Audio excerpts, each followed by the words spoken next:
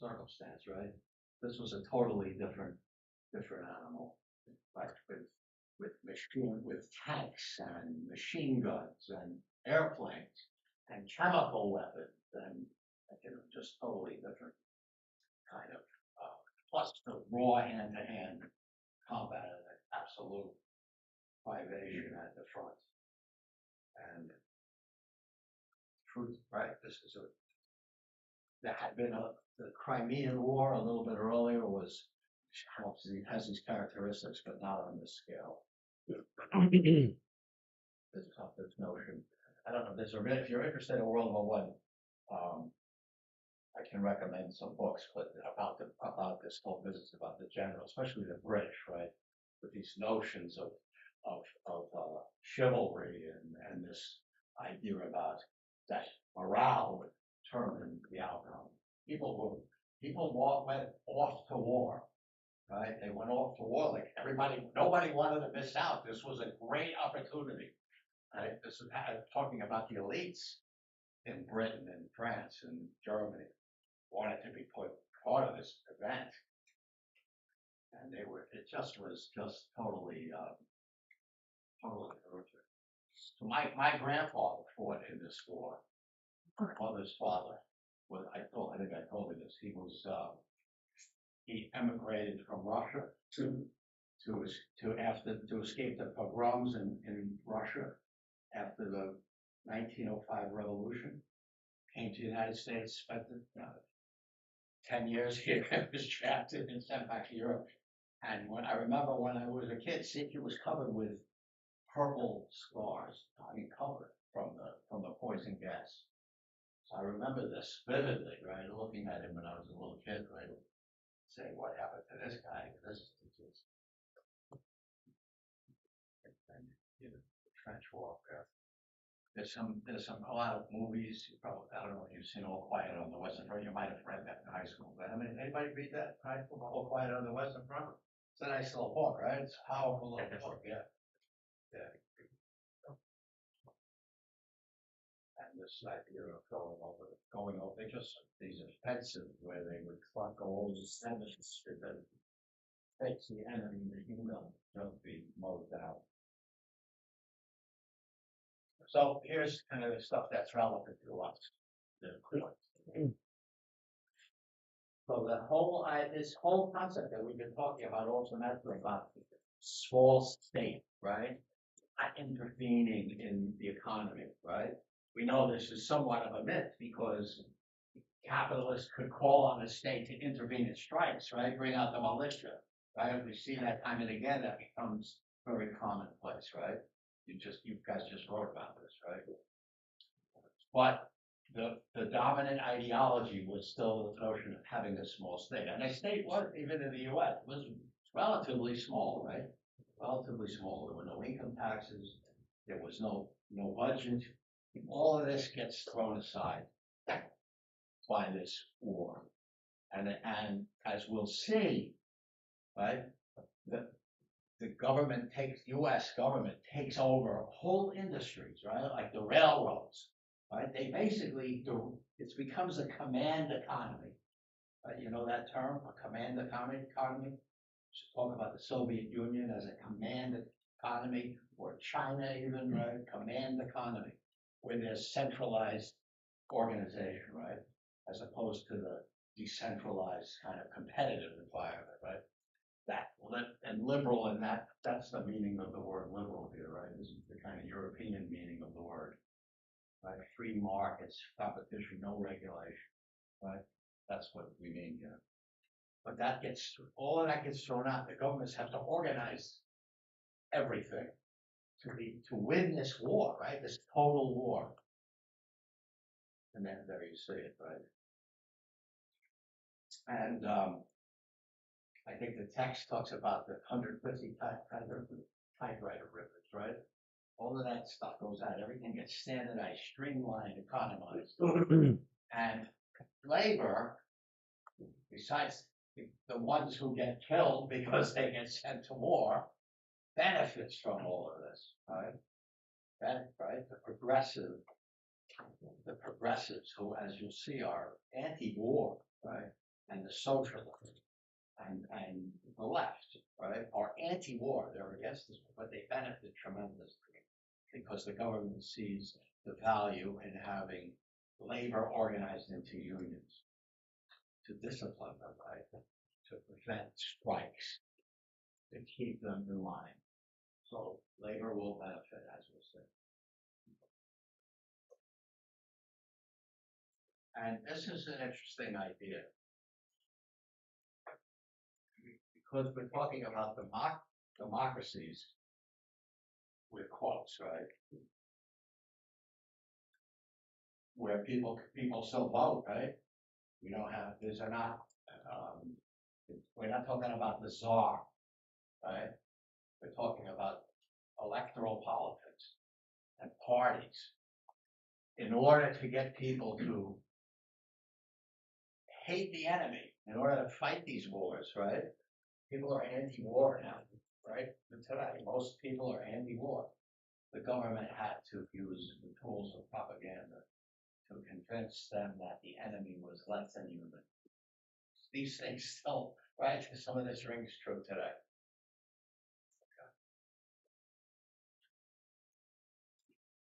Okay. And again, which is from my European history course, but racism is always a public propaganda tool, right? And this is a British anti-German, right? A lot of stereotypes about the Germans were propagated, right? And the Germans convinced their population that the black colonial troops fighting for France would rape women if they allowed the French, French to win. So this idea of an existential Bless you. Gesundheit in German. Gesundheit. To say that, I mean, a lot of the terminology, like hot dogs, a lot of the German language stuff was purged. I can't think of it. Gesundheit, I don't think would have been an acceptable term. All right, here we are. We'll get to that here. It is to death by PowerPoint. It is, if it goes in the order, hopefully.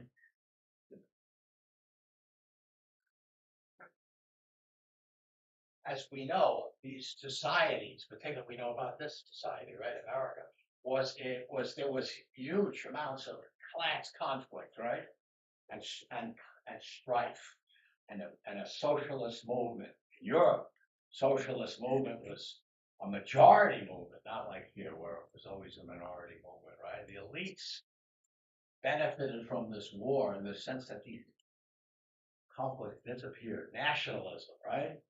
Nationalism united people against a common enemy. The socialist parties in Europe, one by one, dropped their anti-war position and all went off to fight the war for their countries, right? It's like big historical change in their attitudes, right? There was one exception. Does anyone know what that was? One exception. A socialist party in Europe that did not change their tune about war being an imperialist war, and all that, and capitalists would fight each other. Is that the fascism? It's a little too early for that. A little too early. So, but your fat Bolshevism, the Bolsheviks in Russia, right? They maintained their anti-war stance. Anyway, that's a different course. The feminists. So we haven't talked about the British feminists, but they were militant and radical and fighting the police and all of that. Right? The Americans were very sedate compared to the British suffragettes, and they joined their radicalism. Okay. Anything else? Yeah, let's see. Oh, this is propaganda here. This is America. And we'll talk about propaganda. Right? We didn't have social media, the internet, not even radio, right? In those days, so it was all paper, right? It's all on paper. I think it's newsrooms. King of Bruce Charles. Yeah, I think there's still, if you go to theater and watch movies, that was one of the. Radio was the big thing, right? Radio was the big Say, Radio was the big thing, right? Radio was so. I don't think it started yet. I think it comes a little, if it existed, it was not widespread. Yes, it will be. It will. It's in the late 20s. And the cinema and all these things are all just beginning, right? In the 20s, we'll see the rise of those things. Okay. Enough. Oh, wait, there is a good one here. Let's go through that. Oh, yeah, this is important. So who benefits from full mobilization? What happens in America? You read the chapter, you know. Who's going to benefit from the fact that everyone has to be put to work? There's no unemployment. Women and minorities generally. Yes. People, groups who experience marginalization and employment. Yes, yes. They benefit from it. Exactly right, exactly right. And of course, we're going to see women get to vote. It's part of this process, right? All of these marginalized groups really become valuable. Right. Of course, there's also in Europe forced labor. There's a Vietnamese forced labor. We see in this chapter, we see an example of forced labor in the United States. Anyone remember? Forced labor. I'll give you a hint. It's pink. What rag? The military conscription. Well, yeah, okay, that was what I had in mind, but you're right. Conscription is forced labor. I'm talking about Puerto Ricans. Do you remember reading that little? We'll talk about it there. Puerto Ricans enticed to come to the U.S. for work and put into camps, right, and not allowed to leave and mistreated. There's a document chapter about the conditions, right? They do it. Person think is congressional testimony. Vietnamese forced labor in France.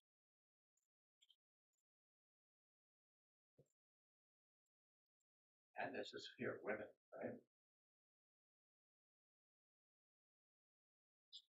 So this is Britain, right?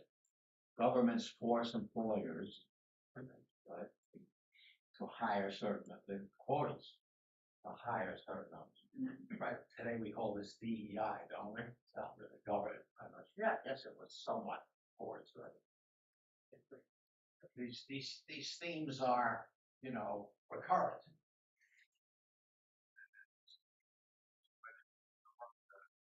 Women's role, this idea of femininity and women as mothers, is challenged by this, right? It's amazing how these things come and go, right? Women's roles, especially, you see them ebb and flow. Especially when their husbands come home or men in general come home and they're really damaged by what they experience. Women have to be heads of households. So this is the slide. That's the fact. So look at these numbers. Look at these numbers. 37 million casualties worldwide. That feels hard to 20 million soldiers and civilians, and then in 1988, the Spanish flu. More people died. Came from the United States. Soldiers right up and who you're occupying. They bring this all these populations that are malnourished and under certain stress from the war. Watch out for the headshots. That's a far. Leave there. All right. So that was a little break. I think. Hope you enjoy. Sleeping with the fishes. So, let's see. Let's go to there's some stuff in there that I want to cover with you.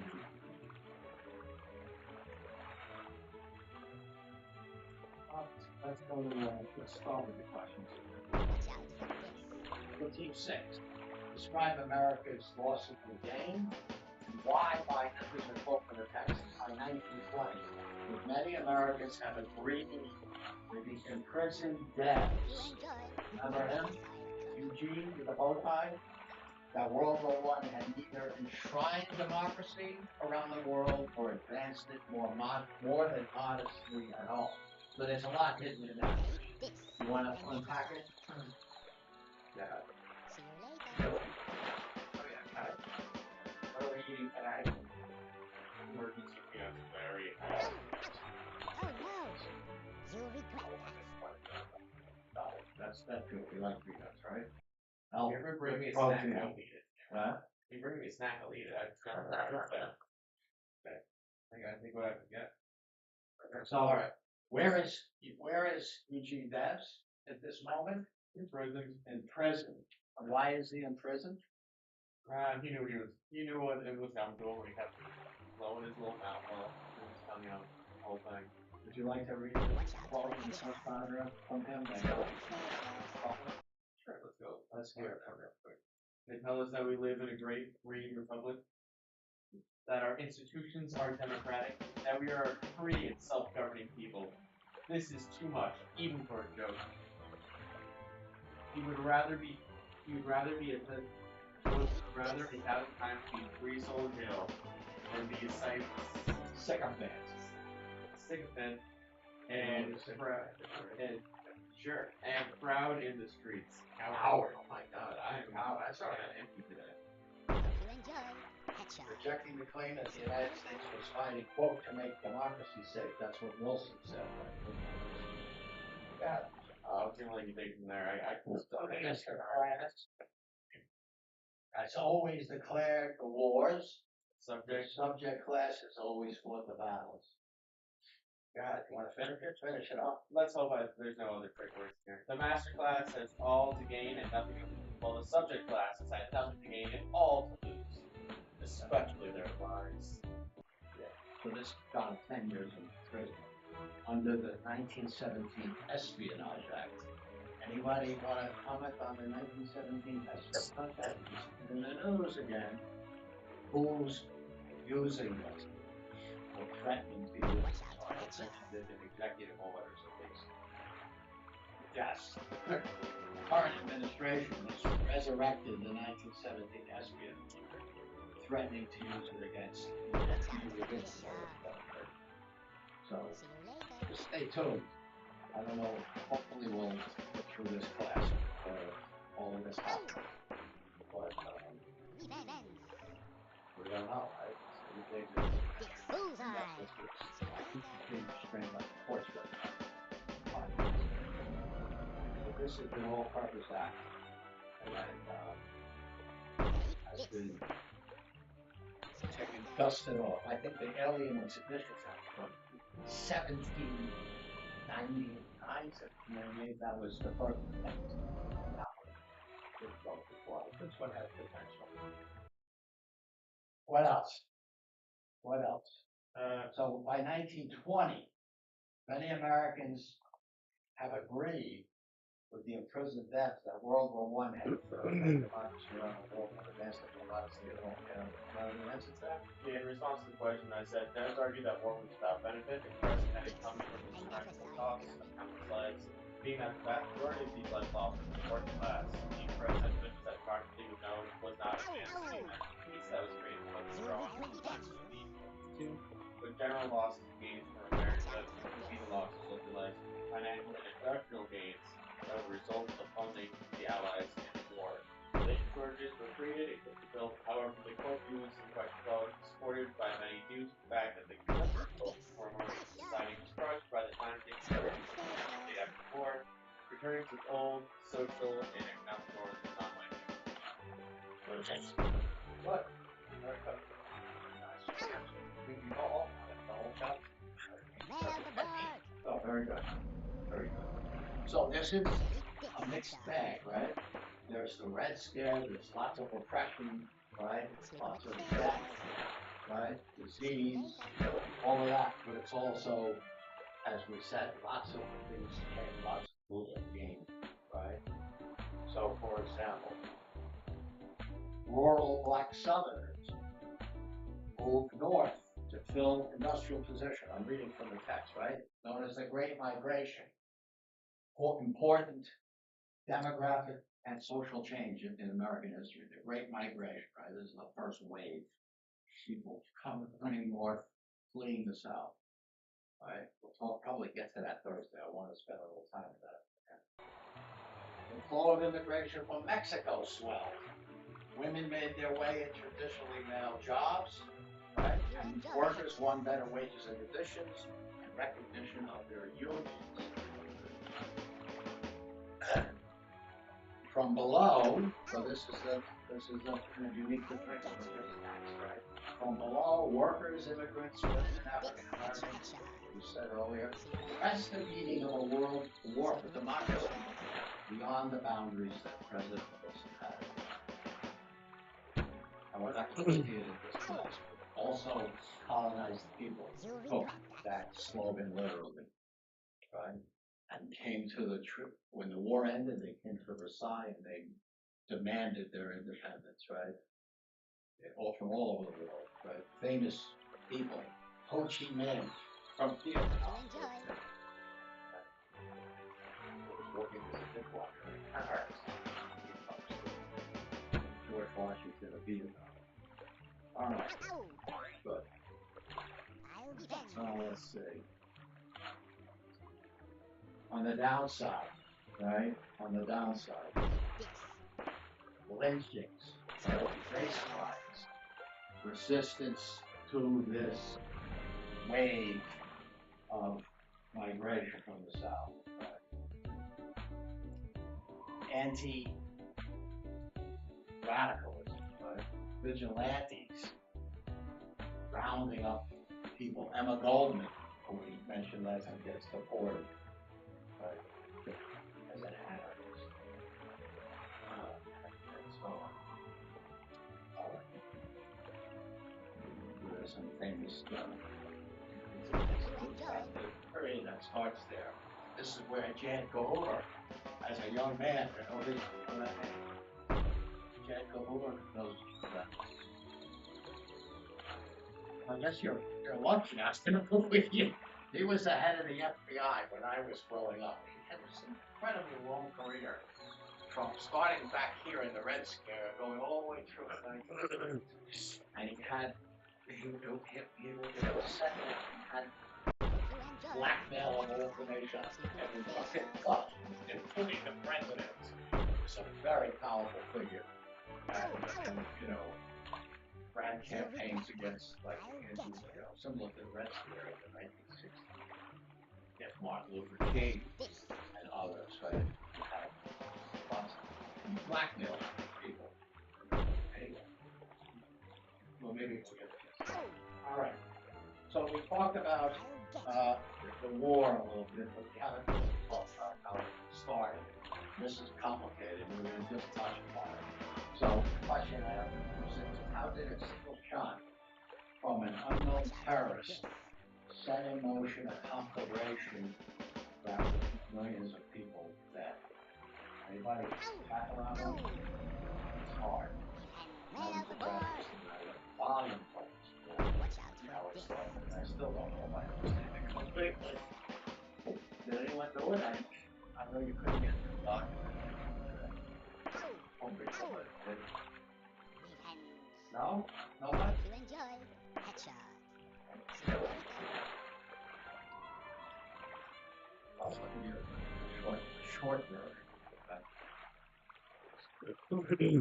So there's the proximate cause. You know what that means? The immediate cause, right? Which was the assassination of the Archduke, right? You know, of Austria-Hungary, right? By a Serbian nationalist. So that's the proximate cause, right? That's what sets it off, the spark. But underneath all of that, besides the alliances that I mentioned, these two alliances, there is the European powers have been dividing up the world, right? Dividing up the world. this was in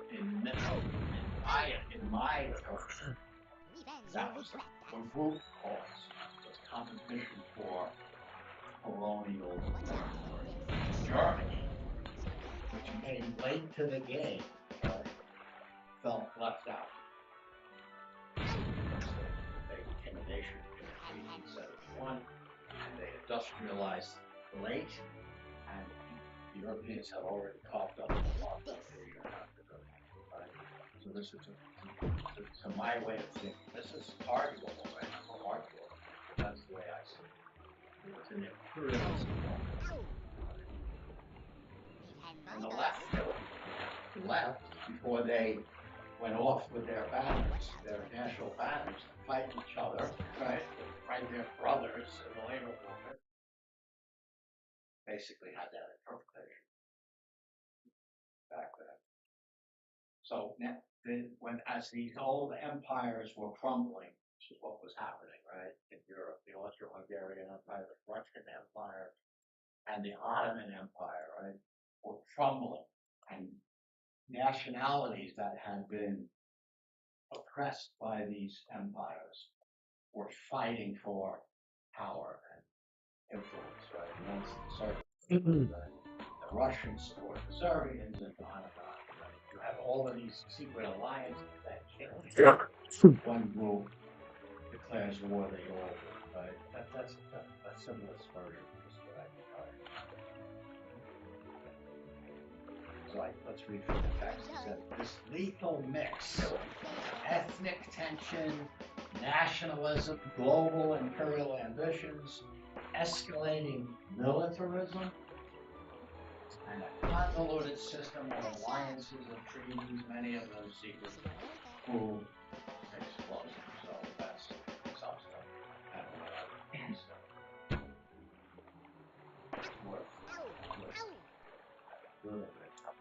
very complicated stories. You gotta go back decades to really understand. So, did anyone be talking about the total war and the stalemate? So I won't answer the guy. It's called a war of attrition, right? Because it goes on and on and on and on. Right? Nobody wins. It's just who can last the longest. All right. Well, let's look at this racist cartoon that I was. So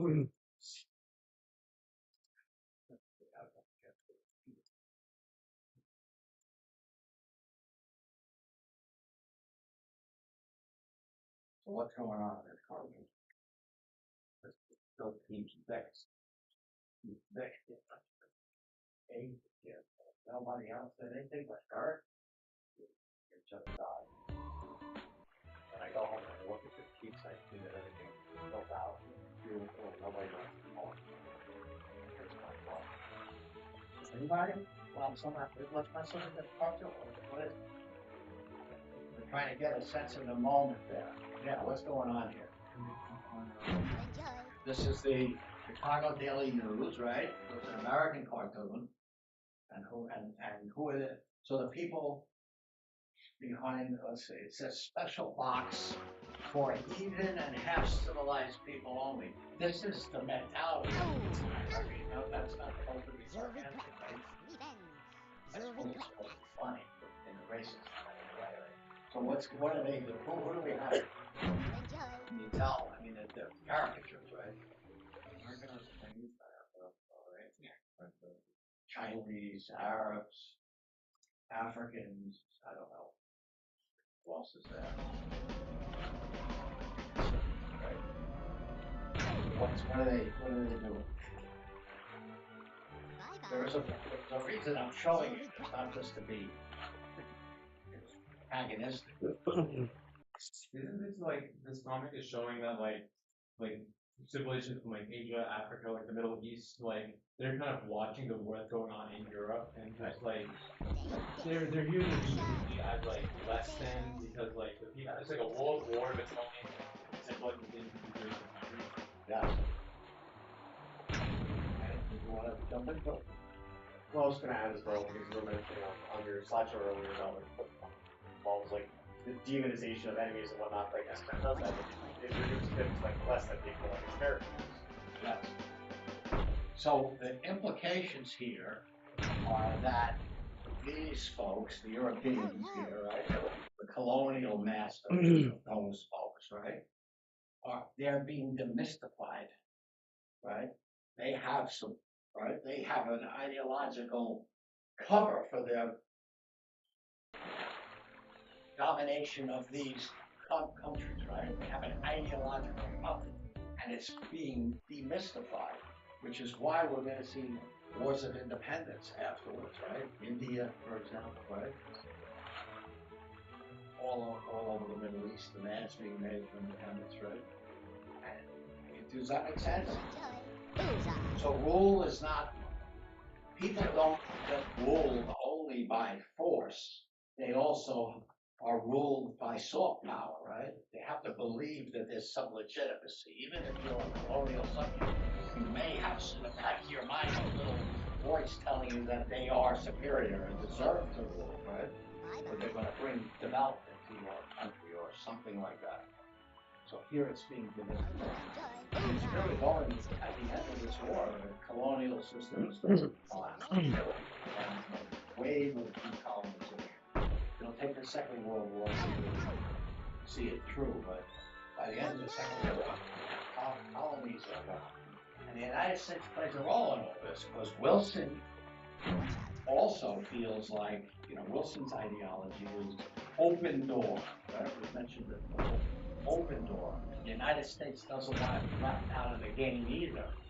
Right? So the end of this colonial system benefits the United States because we're advocating free trade. We have a different vision of how the world should be run, right? Different rules. Okay. Anyway, makes sense.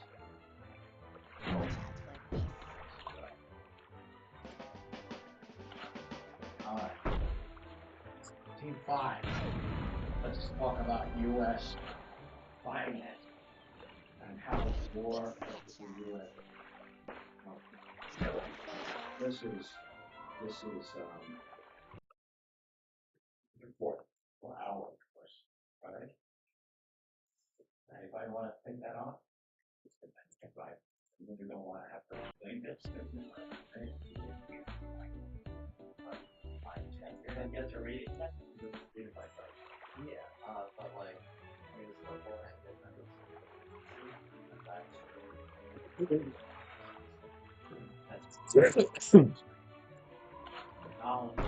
Knowledge, right? So there's a boom that follows this war, right? Is that what you're saying? Okay, that's a good start. You want to keep going? I guess down, like, onto that. I guess what Alex has said is like, American Yeah, let's get into that. Yeah. Yes. Because the people are like, no, it's like kind of like Hawken back right? But yeah, exactly. Right. Yeah, but Avoid foreign entanglements, right? Yeah. Avoid watching the federal yeah. But after that, like eventually, like American banks, like J.P. Morgan, for example, loaned like billions of dollars to the Allies, and then the Allies used that money to buy American weapons and food, and then the cycle of it, like an economic boom, and this. Yes. Right. So when foreign aid, right, usually aids the giver. It's not given as a charity, right? There's some benefit in it. Here's money to buy weapons from us, right? So $3.5 billion of investments. Well, that's a different number. The British sold Americans for $3.5 billion of investments, so the British liquidate their investments in the United States. So that's one thing that happens. But your point is even more important. $2 billion. Now this is not in 2025 dollars. 1914 dollars, right? Well, that's a lot of money. I don't know what the multiplier would be. It's probably something like 100 or something, right? Like $200 billion, right? From American banks, right? Particularly J.P. Morgan. Yeah. And that, right, so the United States, which was a debtor nation, becomes, that's a big shift, right? And New York becomes the center of world finance as opposed to London. So you see this shift, right? The United States is going to pick up the mantle of the British imperialism, right? And we're going to become the leading power. And the term imperialism falls here. It's always a little different, right? Every imperial system is a little different. The United States has to figure itself as an imperial power, but we can argue that it is. It is. Okay, good. What else? You're on a roll. You want to keep it up? Yeah. Let's get some more numbers here. $2.2 billion in armaments, right? An amount from 1914 to 1917, the U.S. sold the Allies $2.2 billion in arms, an amount nearly equal to the value of all American exports in 1930. That's huge. Big rejection of cash. Yeah. What else? Yeah. Yeah. Right. And 20% increase in GDP. Boy, I want everybody to put the work, right? 20%. What is the increase in GDP right now?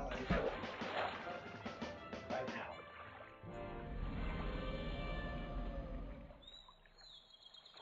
Yeah, like that, right? Like 2, 3, right?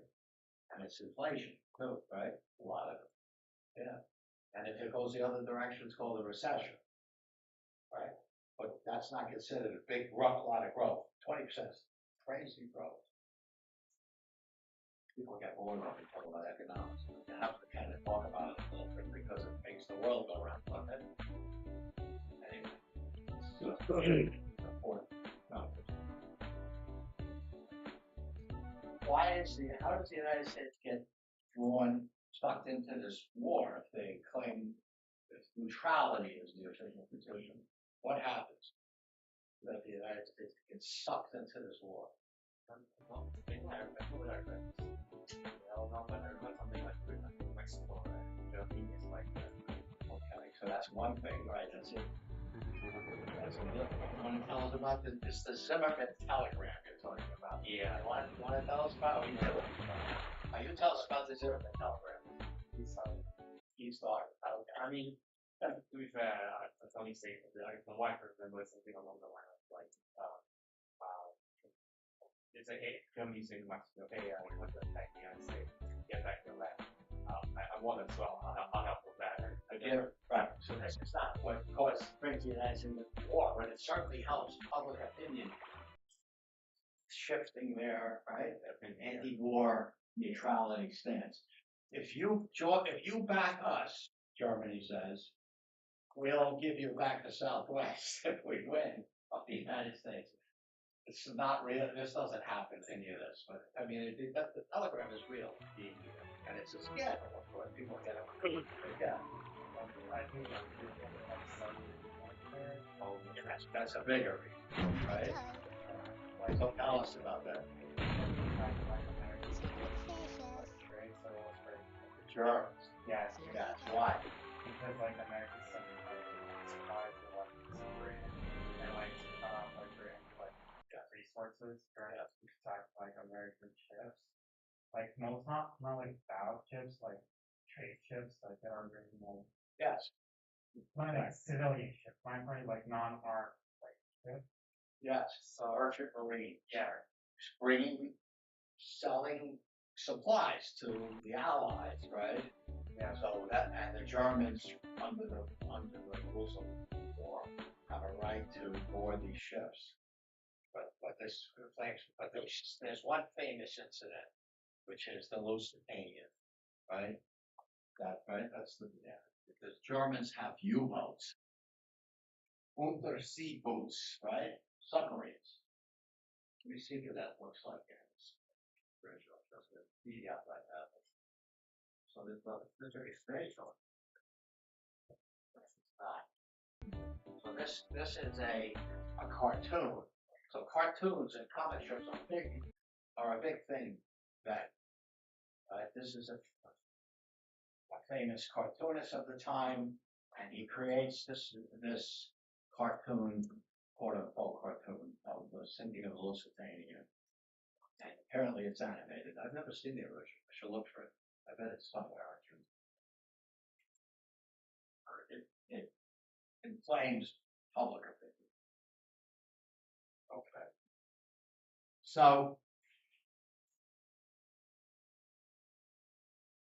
Woodrow Wilson, right, is anti-war, right? And popular opinion is anti-war, right? Not just the progressives and the left, but the majority of the people. And don't forget, there's a large segment of the U.S. that comes immigrants from the Central Powers, right? Germans, for example, right? They don't want the United States going to war against Germany, right? So there's lots of reasons, and again, remember, it's a democracy. There's lots of reasons why the United States is neutral. And in this campaign for president, Wilson runs as a peace candidate and gets the support of the same progressives we were talking about last time. Right? With this idea of open door policy and not getting involved in European battles and all of that. Wilson is an interesting character.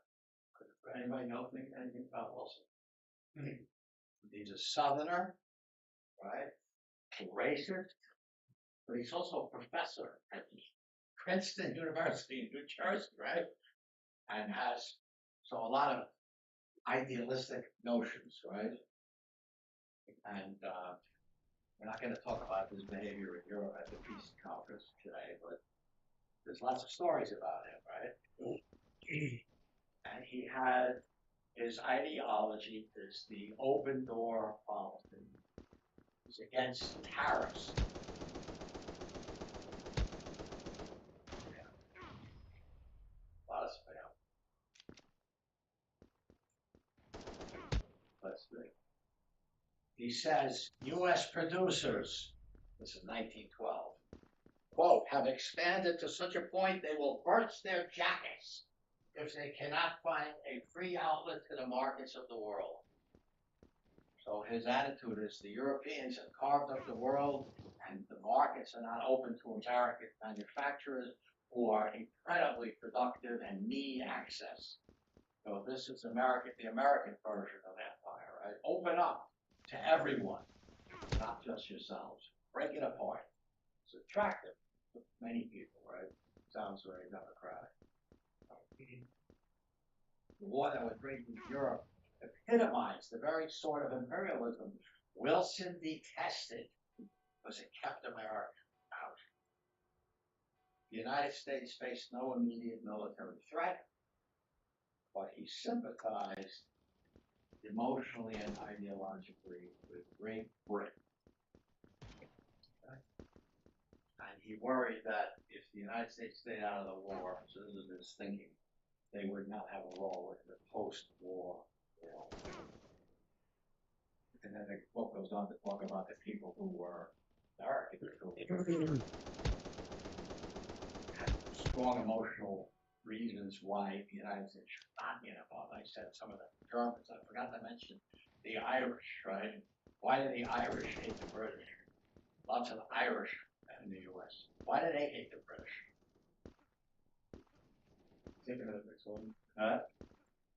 You take a month to explain, yes, exactly. You want to try it in 2 minutes or less? They were like, they couldn't get their independence because of Britain. They were like subjected to them, and they weren't treated nicely. Yeah, they're like the original colony, right? Going back hundreds of years, the Irish, and I don't know how much you know about Irish history, but I mean, treated like colonial subjects, right? Like less than human. Historic, right? And in the early 20th century, they're fighting for their independence, and there's a Easter Rebellion, which is crushed brutally in 1960. Crushed brutally. Boy, did I hear it. I'm going to go off on a tangent just for a second. I heard a really interesting podcast the other day. I don't know how many of you keep the history of empire and this kind of stuff, but there's a podcast called Empire, and there's two historians, and it's free and it's out there all whatever wherever you get your podcast, as they say. And they had two shows on Palestine and Israel, right? And they were talking about the origins of the Balfour Declaration, which is 1917. So it's going to come out of this whole moment, right? And all of the people looking for allies all over the place. I don't think the book talks about the Balfour Declaration, right? But the British are looking for allies, and they have this kind of, I'll say, anti-Semitic idea that they can get that the Jews have a lot of power, and if they support a Jewish state in a Jewish home, quote unquote, in Palestine, they'll get the support of Jews in the war, in the Second World War, right? They really do have this kind of notion that the Jews are very powerful. American Jews, Russian Jews, right? German Jews.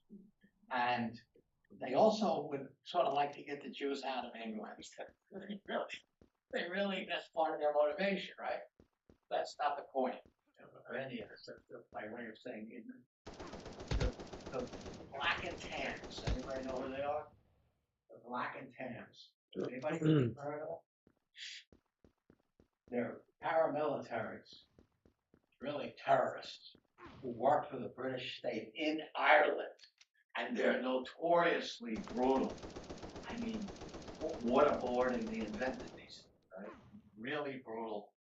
And and when the open cabinet discusses their activities, this was in the podcast I heard, they send them to Palestine, right? Because there's an Arab revolt brewing in the 20s. It's a little after this, the 20s, right?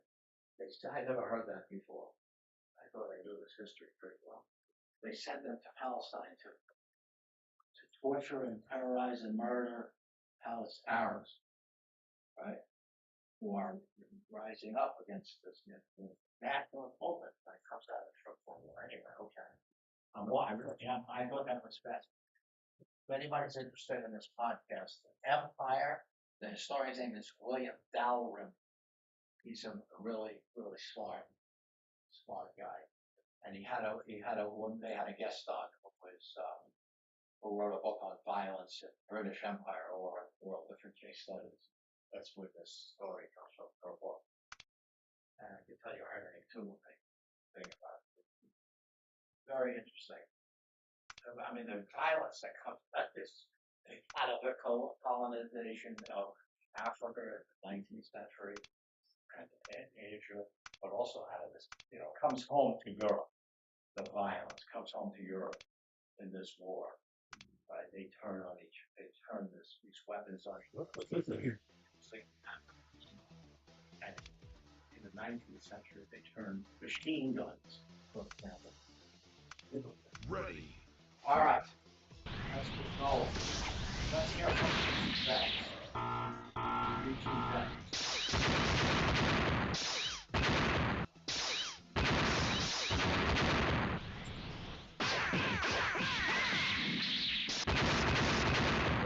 Jackson is a socialist. Right? He's opposed to this war. This is an important in August 1914. I want to read it. The capitalists tell us it is time to fight for the country. And the territory belongs for the flag. Very well, let them set an example. It is their country. They own it. KO. Therefore, according to their logic, it is their patriotic duty to fight and die for it, and be brought home riddled with bullets and covered with flowers as shining examples of the patriotic duty to the youth of the nation. Seditious talk, right? seditious talk, and illegal. This is 1914, so it is an illegal react, You but it win. will be, right? You never had a country to fight for. Ready. This is internationalism. We are workers of the world. You never had a country to fight for. You never will have as much as a means of one, as long as you are cool enough to take the partner of your body for the profit and glory of your masters. Let the KO. capitalists do their own fighting and furnish their own corpses, and there will never be another war on the face of the earth.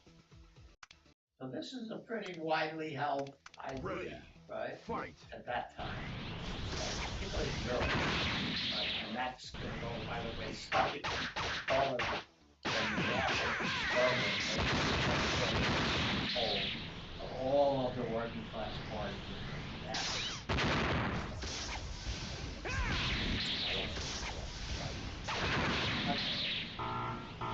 Nationalism is both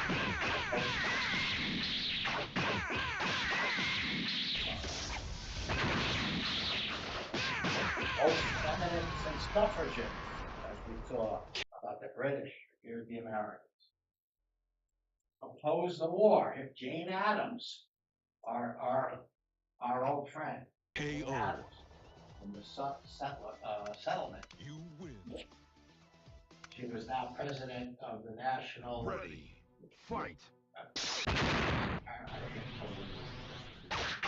Jane Addams carried that president of the National American Women's Suffrage. Together founded the Women's Peace Party, which attracted 40,000 members. KO. Big number. You win. Today, you have 40,000 members in an organization. That's a lot of people. Ready. Fight. Almost all political and legal radicals opposed U.S. intervention. The IWW, which we would expect, right? The Socialist Party, and most anarchists denounced the war as an imperialist conflict, rich men sending poor ones to fight for the cause of empire. Quote, we as members of the Industrial Army, KO. announced the IWW, will refuse to fight for any purpose except the realization of industrial freedom. Ready. The wow.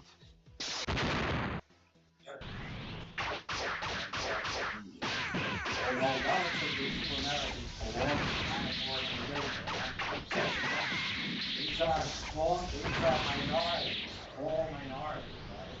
A lot of them are immigrants, right? So it's important to understand that. Coming from Europe, bringing their experiences and ideologies, yet they have an impact on American history.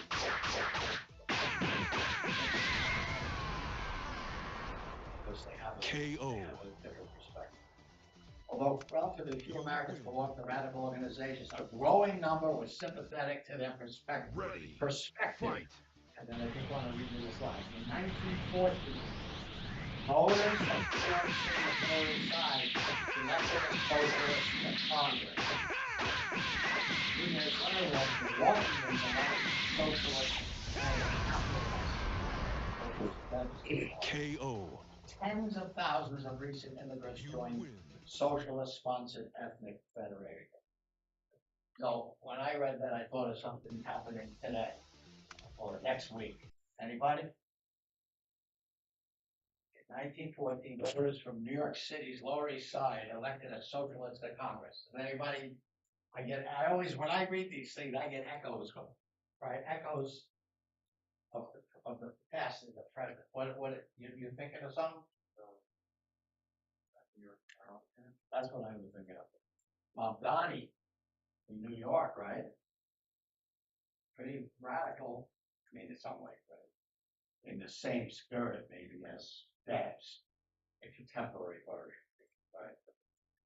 That's, I mean, it's good to think about analogies. Ready. Fight. Not exactly. It's good to think about analogies, right? He's going to win that election. Going in the opposite direction, right? It's sort of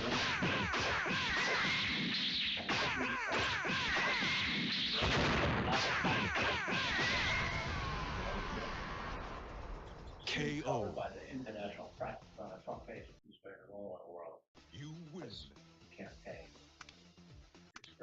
interesting, right? A Muslim being elected mayor of a city with the largest Jewish population, not Spain, Israel. So interesting. I mean, this why everybody's interested. Really, really cool. Really cool. The hate speech and everything else coming his way, there's plenty of it. You know, it's not good. It's just quite amazing.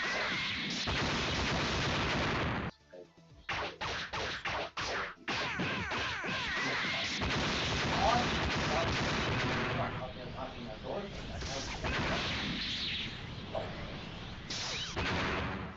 I think it's bright, spot, pretty dark landscape. Anything else? Anybody? Comments? KO.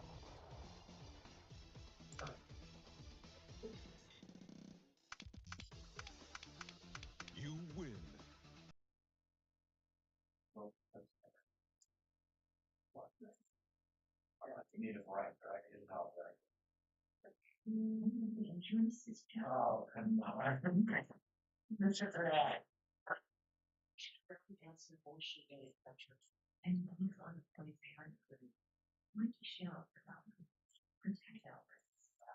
I did plan that.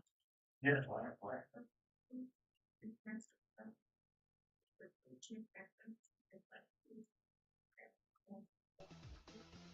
This was a song Ready.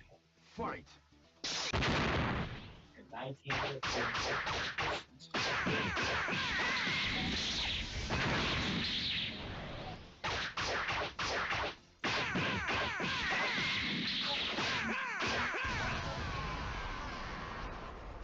KO. You win.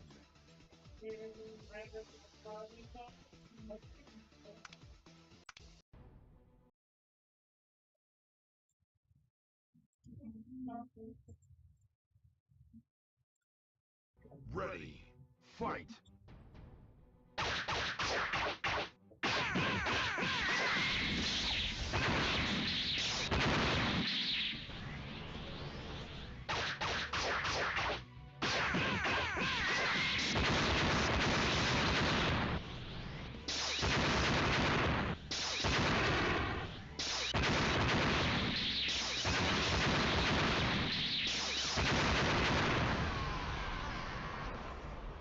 KO.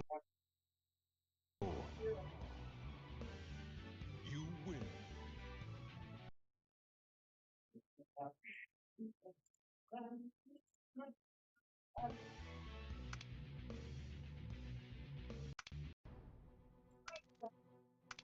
Ready. Fight.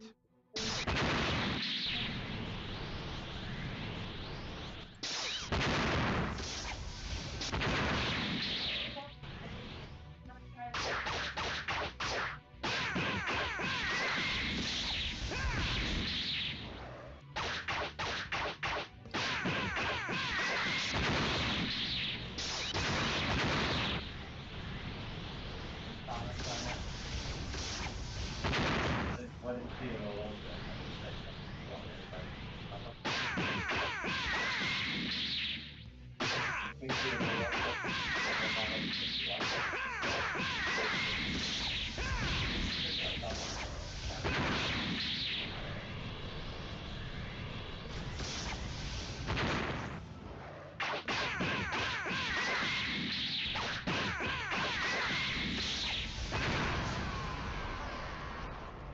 KO. And this is an interesting point. So, You win. Theodore Roosevelt Ready. and other militarists argued that military discipline would restore men's masculinity, strenuous life, and competitive sports and outdoor activities he had long promoted. When I didn't raise my boy to be a soldier became a popular song in 1915.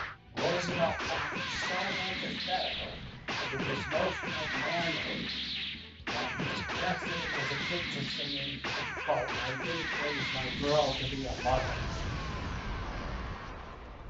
KO.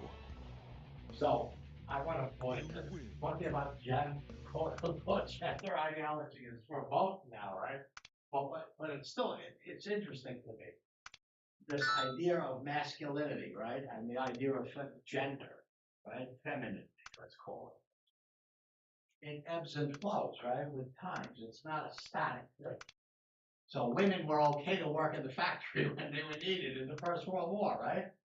And then they had to be re-socialized to be mothers and feminine when the war ended, so men could get their jobs back, right? This is a recurring theme, right? In not just American history. And this idea of the crisis of masculinity. Have you heard about this? This is a big thing. The New York Times is filled with stories about the crisis of masculinity for young men. Is this a real thing? Are we having a crisis of masculinity? Anybody?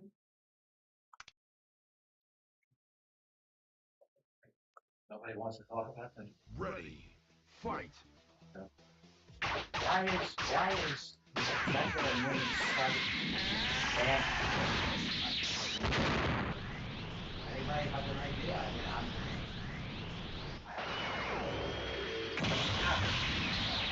Buckers have an evidence course for being bad.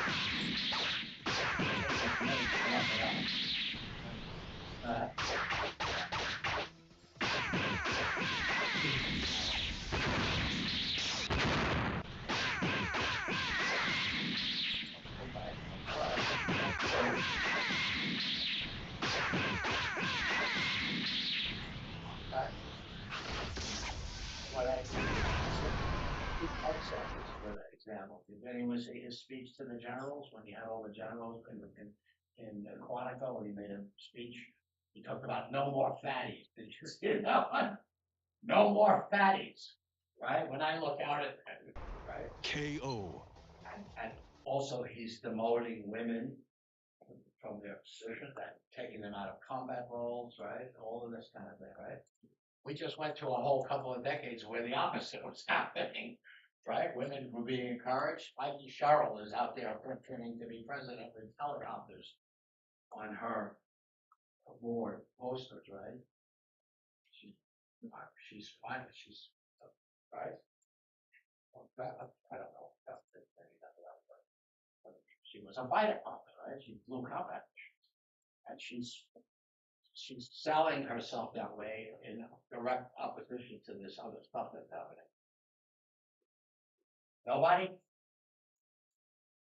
We had I'll just tell you a little more about it here.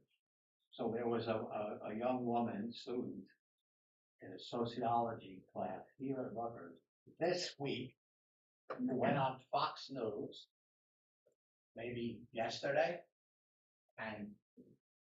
yesterday, and said that in her sociology class, her professor was talking about some crazy stuff about unicorns or something. Does anybody see this?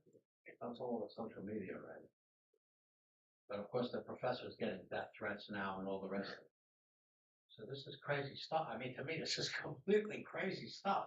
I don't know what the professor was actually saying, but, and I won't repeat what's in her social media posts, but this is the same little group that chased that professor of history, Mark Ray, out of the country and his family a couple weeks ago, remember? It's TPUSA. Anyway, you should be aware of what's going on around you. That's the only reason I'm telling you. Okay. So, I think I ran out of time, didn't I? Good. I was trying to stretch this out to 2 classes because I think it's worth spending the time on it. So we're gonna come back on Thursday, and we're going to talk about the U.S. in the war. Right. We're going to talk about the Great Migration, which is really interesting. I mean, we're taking a little turn to foreign policy today because it's such a earth-shattering event that we need to You need to have it for context for the next period that we're about to talk about, right? Which is the '20s, the Roaring '20s, and then the Great Depression, and then the New Deal. And this is already week 8, right, of this course. It's almost over. When Thanksgiving, we come back, it's like finished, right? Everybody's experienced that, right? Thanksgiving happens, and you come back and there's nothing left. So we're setting the table now. This is the context for the second half of the course, 20th century, early 20th century. So that's why I spent so much time on this today. But I really think it's an interesting stuff. Okay, if you didn't finish your draft 1, please do. Okay, I'm going to start grading them, but I'm not in a big hurry to do it. And you will all have it back long before your first draft for the second paper. That's for sure. Okay, which is still weeks away. All right, and we will talk about the second prompts for the second paper Thursday, so you can start thinking about it as you read. All right, so there's no new reading except if you want to. There's a couple of little articles that I put in there. If you have, it's not going to take you more than 15 minutes. If you have 15 minutes to read them, you might know what it was there about this World War I in Foxwood and Debs and peace. There's also a video there about Debs, which every semester I did they're about to show you. And it was what I don't really like it very much. It's weird. It's like People magazine first stuff. Life is death. I mean, it's kind of gossiping and sort of fun if you like that kind of. It's absolutely like, hey, it's there if you want to watch it, but I'm not doing anything with it. And that's it. So, see you Thursday. Have a good Wednesday. Here's up. Bye-bye. I'll see you next one, sir. It's not there.